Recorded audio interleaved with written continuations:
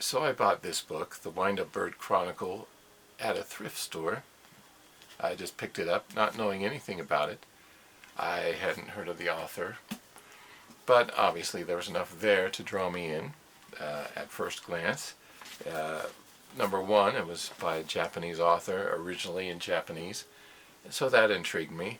As a child even, I had always had an interest in Japanese culture, just at a basic childlike level, because here were people who looked different from the people in my world, and yet they dressed somewhat like the people in my world, and they lived in houses that were like ours, but not like ours, and they had technology,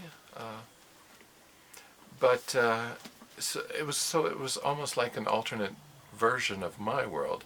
And so there's a basic human question there. How is their world like my world, and how are they different? So I'm likely to pick up books like that, and or like this, modern Japanese literature, modern at the time that it came out,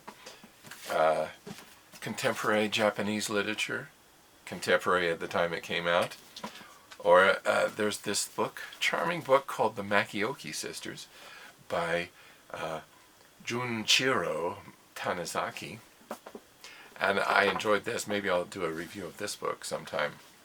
And then, since I'm an LP guy, I'm likely to pick up records in thrift stores like this, Traditional Music of Japan, Nippon, that's what it's called, Impressions from the West, or Jean-Pierre Rampal music of Japan.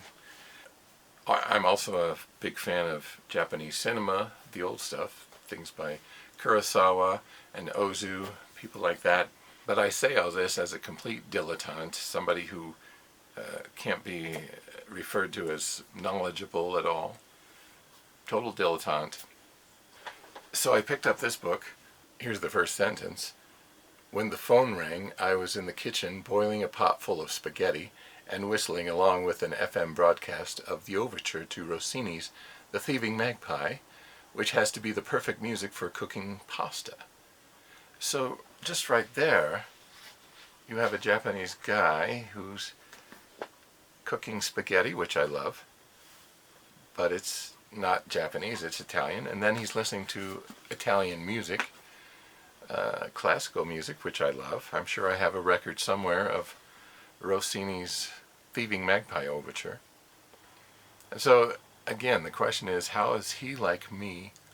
Well, there is the answer. He likes spaghetti, and he speaks about the importance of the spaghetti being al dente, which is important to me. So the book drew me in, and I bought it, and as I came to read it, I came to be engaged even more, because after a while there were some sort of surreal touches that kept popping up. And to compare and contrast with, say, a different kind of surrealism, for instance, in The Unconsoled by Ishiguro, which I did another video review of, in Ishiguro's book, all the surrealism sort of happens in a way that is not commented upon by the narrator.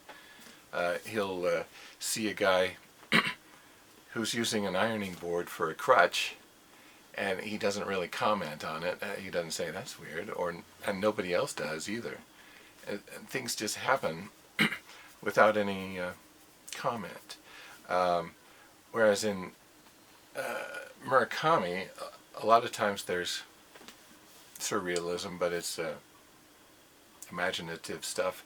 But the narrator or other people notice that it's surreal. So, and they comment on it.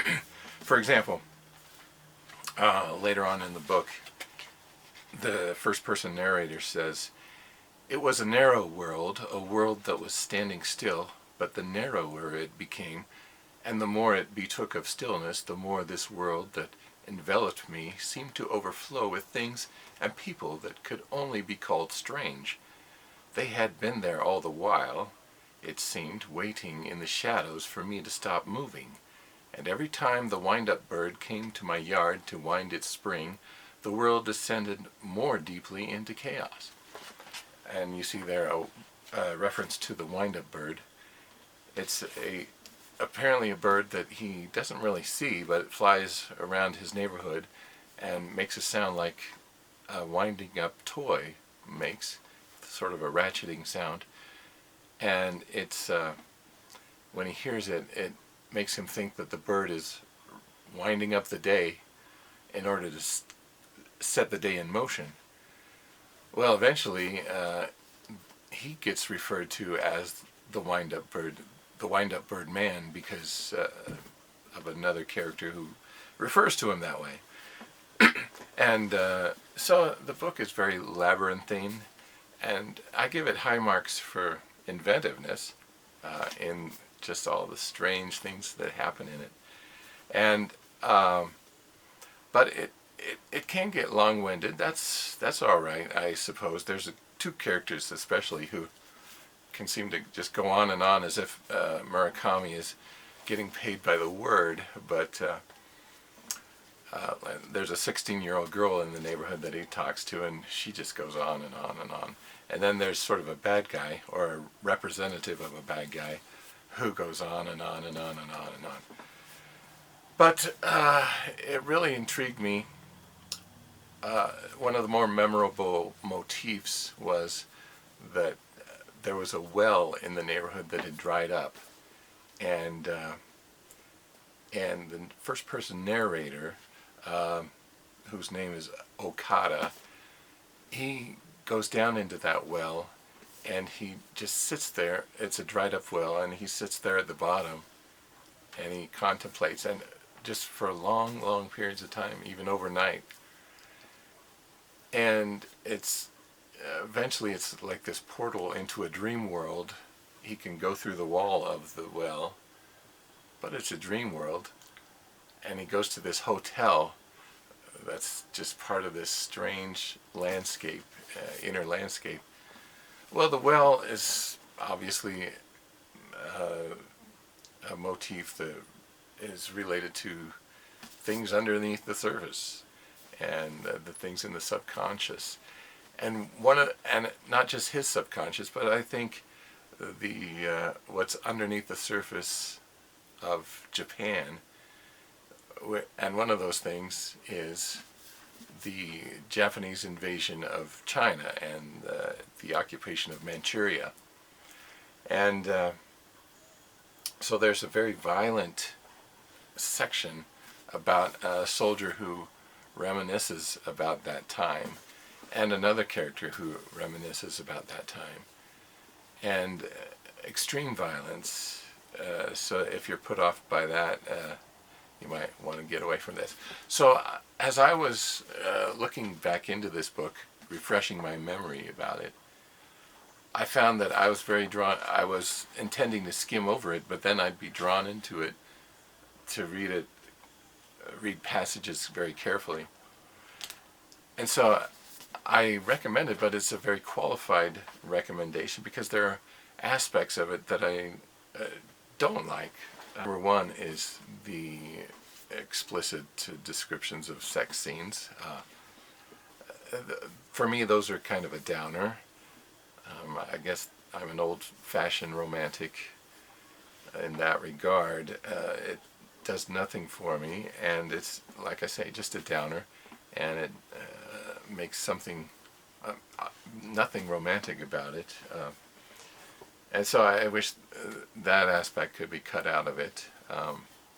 And I'd say that about a few Murakami books that I went on to read.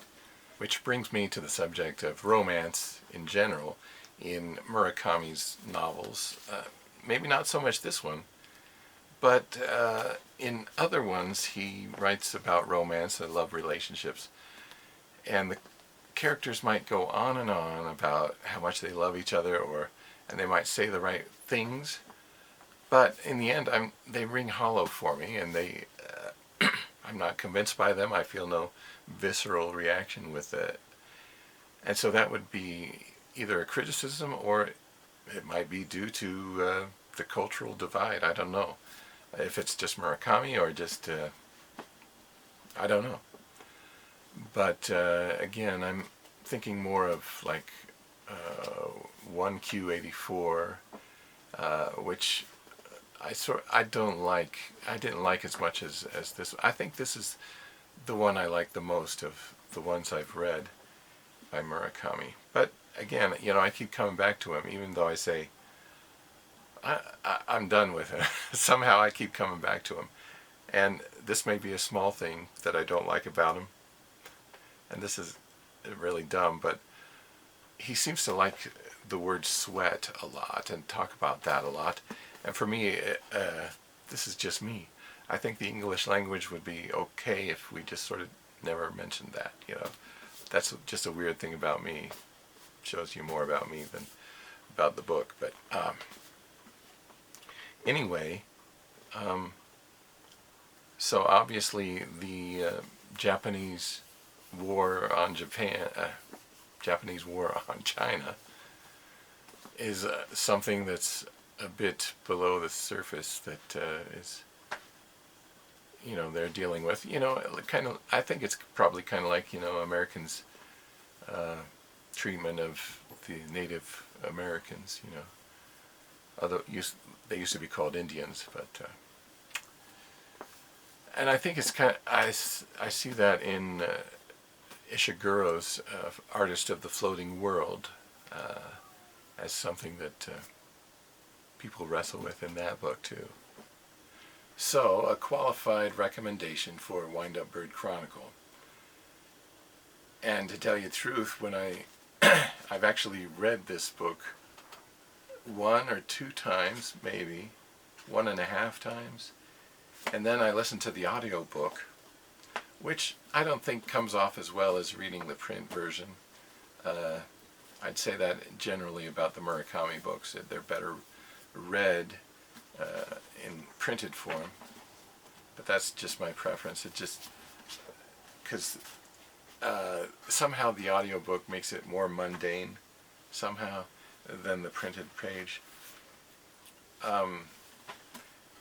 and so I haven't gone into a big plot summary because this has gone on. This video is long enough, I think, but I would recommend it.